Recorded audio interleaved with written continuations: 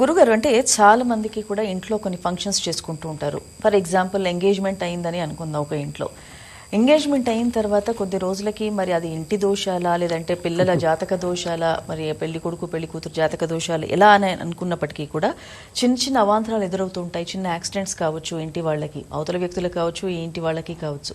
అంటే ఎంగేజ్మెంట్ జరిగిన తర్వాత ఇట్లాంటివి జరగడానికి వాస్తు దోషాలకు సంబంధం ఉంది?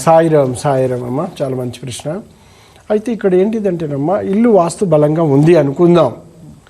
అయినా కూడా మనం ఒక ఎంగేజ్మెంట్ పెట్టుకున్న తర్వాత, మాట ముచ్చట అయిన తర్వాత శాస్త్రం కొన్ని జాగ్రత్తలు తీసుకోమంటుందమ్మా. అంటే కొన్ని పొలిమేరలు దాటకుండా ఉండడము అమ్మా, కొన్ని హద్దులు, కొన్ని పద్ధతులు అనేది ఉంటుందన్నమాట. ఎందుకంటే కొన్ని విషయాల్లో వాహనాలు నడపకపోవడం, మన పూర్వీకులు చెప్పారు, ఏదైనా ఒక ఎంగేజ్మెంట్ మాట ముచ్చటైన తర్వాత వరుడు కానీ వధువు కానీ ఎవరి హద్దులో వాళ్ళు ఉండాలమ్మా. అంటే ఏదైనా బయటికి వెళ్ళాల్సి ఉంటే బాగా నైపుణ్యము, శిక్షణ ఉన్న వాళ్ళని తీసుకెళ్ళి, అంతే కదా, పెద్దల సహాయ సహకారంతో బయటికి వెళ్ళాల్సి ఉంటుంది.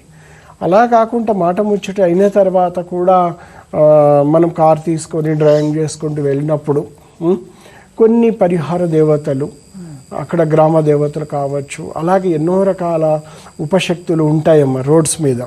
అవి మన మీద ప్రభావితం చేసే అవకాశాలు ఎక్కువగా ఉంటాయి.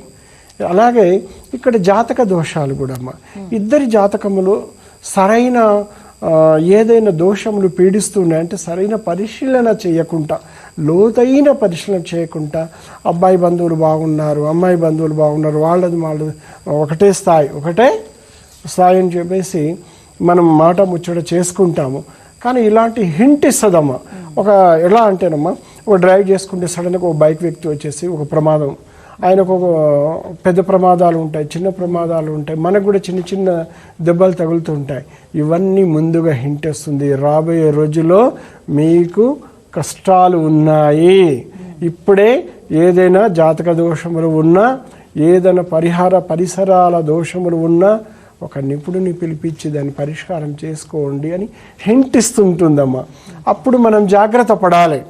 ఎందుకంటేనమ్మా, మీరు చూడండి, షిరిడి సాయిబాబా దగ్గర తన పాదసేవ చేసే వ్యక్తి, ఎందుకంటే నాకున్న సమయంలో చెప్తున్నాను, పాదసేవ చేసుకున్న వ్యక్తి తన అమ్మాయికి బొంబాయి నుంచి ఒక సంబంధం వస్తే చక్కగా ఆ సంబంధం వాళ్ళు మాట్లాడుకొని బాబా పర్మిషన్కి వస్తారు. షిరిడి సాయి పర్మిషన్కి వచ్చి చెప్తాడు, ఇట్లా సాయి ఇలా అమ్మాయి అబ్బాయికి ఇద్దరికి ఈడు జోరు కుదిరింది, అబ్బాయికి ఫలానా హైకోర్టులో జాబ్ వచ్చింది, మా అంతస్తు వాళ్ళ అంతస్తు కలిసిపోయినది, ఇట్లా మేము పెళ్లి చేయాలనుకుంటున్నా సాయి అంటే అబ్బాయి వైపు ఇట్లా చూస్తాడమ్మా.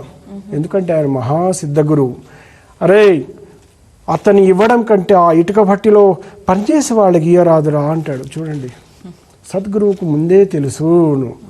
అప్పుడు ఏం చేస్తాడు అంటేనమ్మా, బాబా ఏదో కోపంలో ఉన్నాడని చెప్పేసి అక్కడ వాళ్ళని, ఆ వియంకులు కూడా, ఏంటిది ఒక పకీరు నన్ను అవమానిస్తాడా అని ఆయన తల ఉంచుకొని పోతాడు.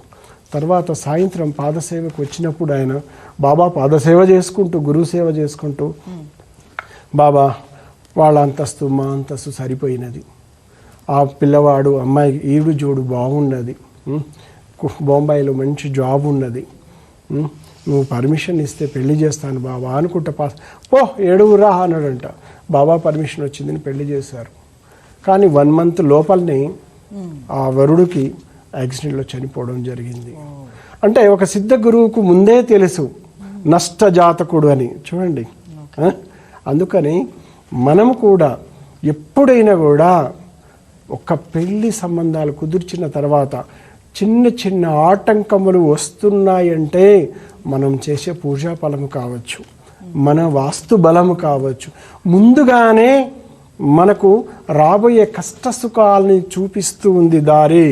అందుకనే అమ్మా, ఎవరైనా కూడా, ఎవరి తరపునైనా కూడా ఏదైనా ప్రమాదాలు హింట్ ఇచ్చిపోతే మాత్రం ఆలస్యం చేయకుండా తగు జాగ్రత్తలు తీసుకొని, తగు సలహాలు తీసుకొని, వాళ్ళ అవసరం ఉంటే జాతక పరిశీలన చాలా బలంగా చూడాల్సి ఉంటుంది. అంటే ఆ ఇప్పుడు తర్వాత ఎంగేజ్మెంట్ కానీ పెళ్లిళ్ళ కానీ విషయం ఇవన్నీ జీవితానికి సంబంధించినవి అంటే కాబట్టి 100 సంవత్సరాలకు సంబంధించింది కదా. కాబట్టి మరి అవి క్యాన్సిల్ చేసుకుంటే మీ ఆలోచన ప్రకారం మంచిది అంటే అంటారా? క్యాన్సిల్ అని కాదమ్మా, పరిశీలన అంటున్నా నేను.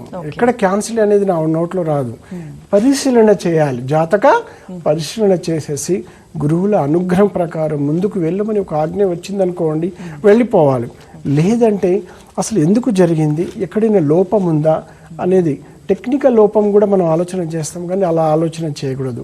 టెక్నికల్ లోపం మరి ఇన్ని సంవత్సరాల నుంచి తిరుగుతున్నప్పుడు ఏదైనా రావచ్చు కదా.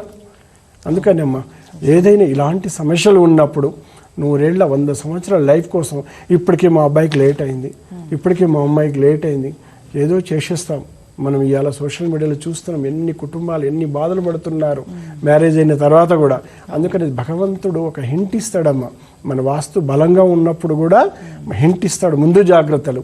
ఆ జాగ్రత్తలని పరిహారాలు ఏవైనా ఉంటే చేసుకొని ముందుకు వెళ్తే మంచి సత్ఫలితాలు వస్తాయి. సాయిరామ్. ఓకే.